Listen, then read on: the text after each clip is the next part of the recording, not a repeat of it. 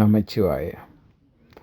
இந்த சித்தர் பாதையில் நீங்கள் பல காலமாக பயணிக்க விரும்பியிருப்பீர்கள். இந்த சித்தர் பாதையில் போன பின்பு உங்களுக்கு பலவிதமான பயிற்சிகள் இருக்குது. அது உங்களுடைய குருமாரை பொறுத்து, உங்களுடைய வழிகாட்டியை பொறுத்து அந்த பயிற்சிகள் மாறுபடும். ஆனால் பல இடங்களில் ஒளி பயிற்சி, விளக்கு நூடாக பயிற்சி இருக்குது. இந்த பயிற்சி உங்களுக்கு நல்ல பலன்களை தரும். அதில் சில பயிற்சியில் உங்களுக்கு நான் தர்றேன். அதில் ஒன்று வள்ளலார் வழியில் போகும்போது கூட உங்களுக்கு ஒளி பயிற்சி இருக்குது. விளக்கை கொளுத்தி போட்டு அந்த ஒளியை பார்த்து வள்ளலாற்ற பெருஞ்சோதி மந்திரத்தை சொல்லி பயிற்சி தருவினோம். அதனூடாக சில அனுபவங்கள் நீங்கள் பெறக்கூடியதாக இருக்கும். அடுத்தது பாபாஜி சித்தர் முறையில் போகிறவர்களுக்கும் கண்ணாடியும் விளக்கு ஒளியும் முக்கியம் அந்த பயிற்சிக்கு. அதனூடாக அந்த கண்ணாடியில் அந்த ஒளியை பார்த்து பயிற்சிகள் செய்து அதுக்குரிய சில முறைகள் இருக்குது. அதனூடாக அந்த பயிற்சி செய்யும் போதும் உங்களுக்கு அனுபவங்கள் ஏற்படும். அடுத்து வீர சைவ முறையில் போகிறவர்களுக்கு அப்பன் லிங்கத்தை உங்களுக்கு கையில் தருவினோம்.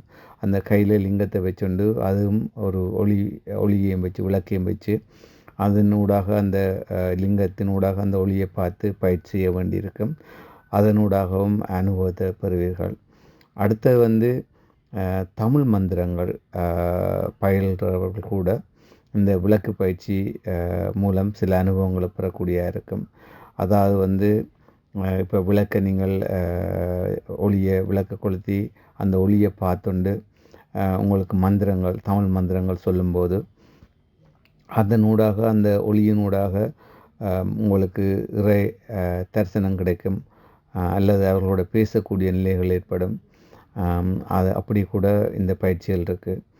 அதோடு இந்த விளக்கு பயிற்சி செய்கிற காலங்களில் சில பேருக்கு இறந்த காலம், நிகழ்காலம், எதிர்காலங்களுக்கு போய் நடந்தவற்றையும் அல்ல நடக்கப் போவதையும் பார்க்கும் நிலைகள் ஏற்படும். அதனூடாக அவர்கள் நிறைய அனுபவங்களை பெறுவார்கள்.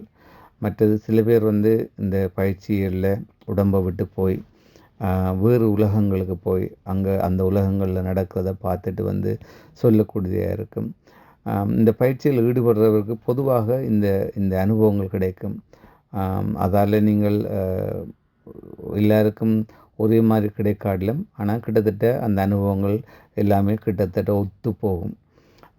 இந்த அனுபவங்களூடாக நீங்கள் அடுத்த நிலையில் உறுதியாக பயணிக்கக்கூடியதாக இருக்கும்.